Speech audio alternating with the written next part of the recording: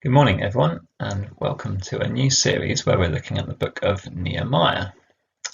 So this may not be an area of the Bible, a part of God's history with his people that you're not so familiar with.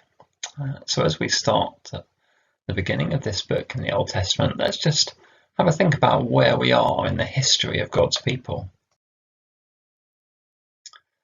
Here's a rough timeline of part of the Old Testament. Now you may remember that the nation of Israel was established when Moses led the people from Egypt across the deserts. Joshua led them into the promised land. And then they settled in the nation of Israel. They had some judges who helped to lead them for a while, and then they established kings like King David and King Solomon. And there were several kings in this line, but unfortunately, even from the time of David, even from the time of Solomon, things started to go wrong. The people started to rebel against God. And at one point, about 950 BC, the nation split into two different kingdoms, Israel in the north and Judah in the south. Now, both of these kingdoms continued with some good kings, some bad kings, some very bad kings. Israel was destroyed essentially by the Babylonians. Judah carried on a bit longer, but eventually they too were taken into exile in Assyria. Now they did return, and the period that we're looking at is in this period on the very far right hand side when they've returned from exile. Let me put up a few names that you may recognise. So we've got King Solomon in the United Kingdom, and then as Judah continues, there are various prophets who align with different times in this history.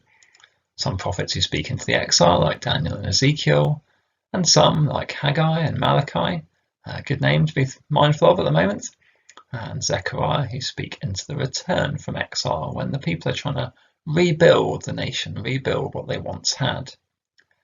And the two main leaders in this time are a man called Ezra and a man called Nehemiah. And it's Nehemiah that we're going to be learning about in today's passage. Now, the first thing we learn is that he is a man of prayer and passion. So we start off with this little narrative that he was in the citadel of Susa. So this is the centre of the Mede and Persian Empire. We're in the centre of this map here, a long way away from Jerusalem. And so we don't know how long he was there for, maybe his entire life. And he gets news from one of his brothers, Hanani, who comes and tells him about what life is like in Jerusalem. The exiles have returned. They're starting to rebuild.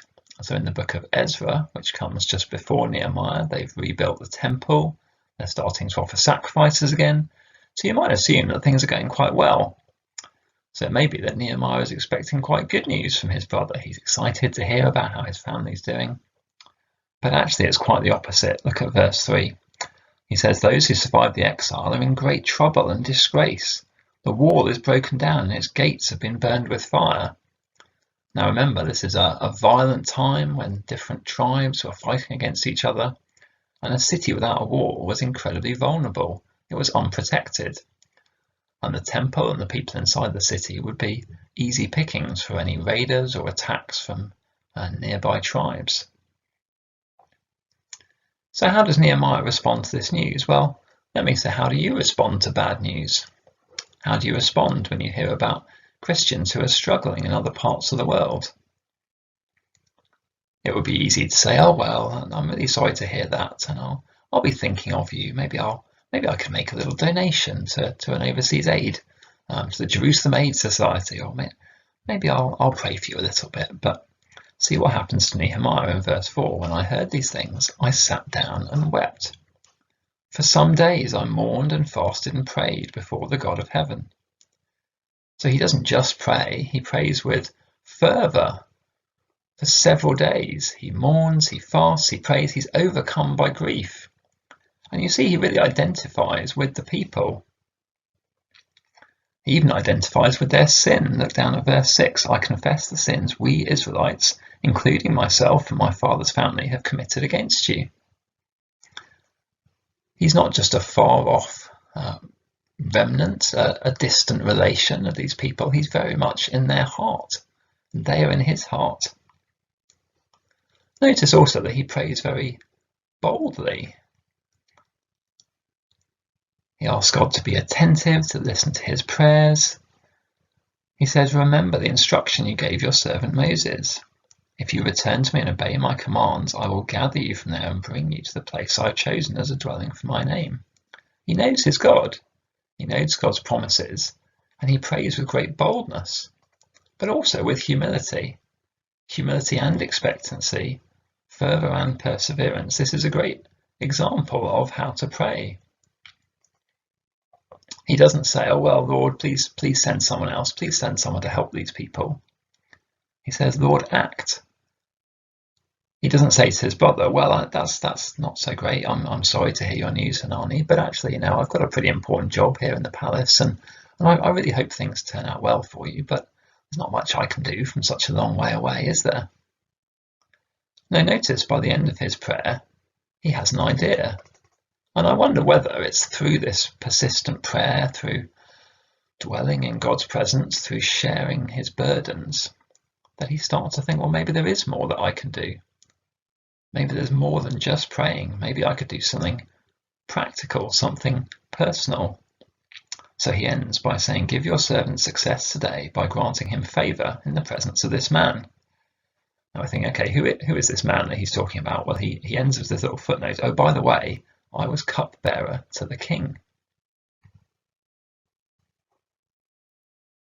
Now, what is a cupbearer to the king? Well, you may be thinking some kind of waiter, some kind of butler figure. Maybe it sounds like quite a cosy job, serve up a bit of wine every meal, go back, maybe finish it off yourself. Sounds quite cushy, doesn't it? Quite cozy. But I'm not sure it is such a cozy job. Remember, this is a violent time when a great empire, like the Medes and the Persians, would have many enemies, many people trying to assassinate the king, for example. So it's quite likely that the cupbearer would have to taste all the wine before the king drank it. Now, again, you may think this is quite a nice job, but actually, if you think quite a lot of people are trying to poison the king, then you're facing death at every sip. It's a very risky job, and it's also a job that you wouldn't just give to anybody. This is not just a waiter on a 0 hours contract. This is a trusted, close courtier. The closest comparison I could think of was the butler Carson in the TV series Downton Abbey. Okay, he has a servant's role, but if you've ever watched that series, you'll see that there is a close friendship between the master and the servant. The master trusts the servant, and he even asks his advice as they're getting dressed in the mornings or the evenings. So far from being just a waiter, he would have been a leading civil servant in the court. He would have been a trusted, close courtier.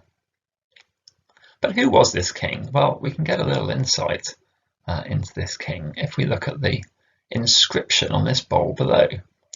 I was very interested to find this in the British Museum a few years ago. And now the inscription on the bowl says, Artaxerxes, the great king of kings, the king of countries, son of Xerxes the king, of Xerxes son of Darius the king, the Archemenian, in whose house this silver drinking cup was made. And the time is about 450 BC. So this was made in Artaxerxes' father or his grandfather's court, but was probably still in use. Now you may notice I said silver drinking cup. You might have been thinking of a nice sort of wine goblet that you drink wine out of. And this is the king of the biggest empire in the known world. You're going to have a wine cup. It's going to be the size of a salad bowl. I mean, that is huge. It's maybe more of a ceremonial drinking cup, but this is Artaxerxes. This is the king who Nehemiah is serving. This is another relief carving of this king as well. But it's an interesting contrast, isn't there? So this bowl is talking about Artaxerxes being the king of kings, but all Nehemiah says is the king, just the king. There's quite a contrast in chapter 1. Who is the real king in this story? Who does Nehemiah praise? Who does he worship? Well, it's in there in verse 5. The Lord, the God of heaven, the great and awesome God. Even though Artaxerxes is the greatest king the world at that time ever knew, there is one who is far greater, far more powerful, and it's to him that Nehemiah prays and puts his trust. Now, as we move on to chapter 2, we see that there comes an opportunity. Now, if you work out the dates, you'll see there's 4 months between Nehemiah starting to pray and when this opportunity arises. So again, we see his persistence, we see his patience in prayer. When was the last time you prayed day and night for something for 4 months, I wonder? And when his opportunity arises, he takes it, he seizes it boldly. It's worth remembering that there was a great risk at appearing unhappy in the king's presence. That's why he's very much afraid in verse 2. His predecessor, Xerxes, was the one who almost certainly had Esther as a wife, and you may remember from her story that to even appear in the king's presence without being invited was to face death. This was a brutal and a vicious court. Even if it looked nice on the front, it was zero tolerance. And even to appear unhappy in the king's presence, you could be summarily executed. But notice again what Nehemiah does. He is respectful, but he is honest. And I guess it's a sign of their relationship, a sign of the king's concern for him and the queen's as well, that they listen to his request. Notice as well that little arrow prayer that goes up in verse 4. The king says to me, "What is it you want?" Quite a question. That's his chance. This is his opportunity. It's like someone saying, "So, tell me about this Jesus. Why is it that you follow Jesus?" Well, rather than just jumping in, he prays. Just a little arrow prayer, a little short prayer. God, give me the words to say. This is the chance. This is what you've prepared me for. And he asks, okay, can I go back and rebuild my city where my ancestors are from? And the king is pleased to let him go. But Nehemiah doesn't stop there. He doesn't just ask to go. He says, well, can you give me some letters for safe conduct? The king gives him those. He gives him troops and a whole army as well. And he says, well, what would be really useful is if I could get some wood to help rebuild the gates, because there's probably not much wood around locally. And the king says, yes, by all means. The gracious hand of God was on me. The king granted my requests, verse 8.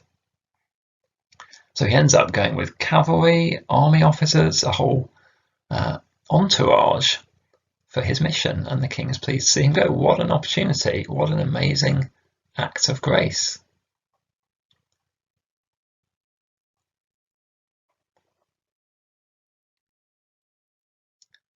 Now, when he gets to Jerusalem, again, he is a man of preparation. He is a man of not rushing in, not being hasty. Maybe his civil service background helped him in this regard. He thought, well, I'm not sure exactly what the extent of the problem is. I don't want to just go rushing in and say to the local Jews, right, chaps, let's crack on. I'm some posho foreigner from the royal household, but I know exactly what you need. Let me tell you what to do. No, he's very careful. He goes round in the night. He doesn't want to raise false hopes or false expectations. He wants to get a sense of the problem. So he goes around in secret around the walls. He inspects all the different parts of the walls before he then makes his appeal to the locals. Obviously, he will need all their support to actually build the walls. He'll need dozens of men and probably women and children as well to put these walls back together before their enemies realise and try and attack them before the walls are up. But he is prepared, he is careful. And then he gives his pitch. Verse 17, you see the trouble we are in. Jerusalem lies in ruins and its gates have been burned with fire. Come, let us rebuild the walls of Jerusalem and we will no longer be in disgrace. He tells them about how God has acted, the amazing, miraculous, you might say, way that God has provided already. And they're on board. They say, let's start rebuilding, and they begin this good work. So he's able to motivate. He is a great leader, as we will see in subsequent chapters.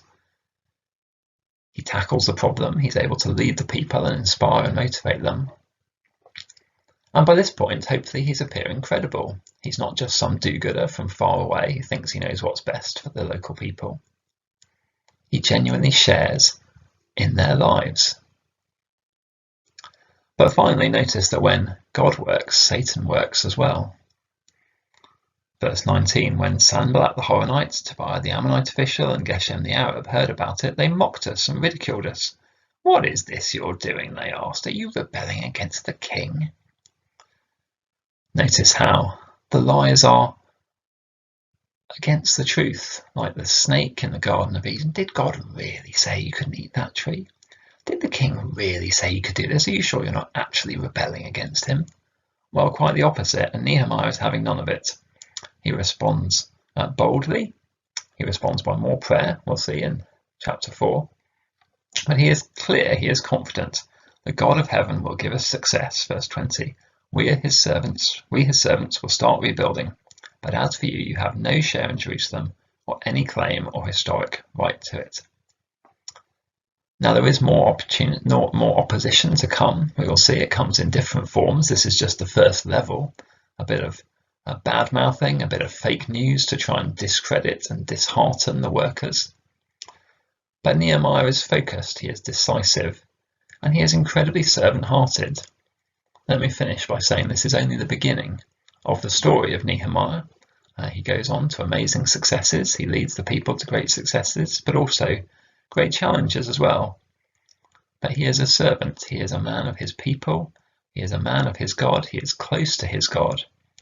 And in many ways, like several Old Testament leaders, he is a type or a foreshadowing of the ultimate king, the ultimate leader who will come to earth to restore his people, to restore God's kingdom, and bring in a glorious reign which was never quite realized in the time of Nehemiah.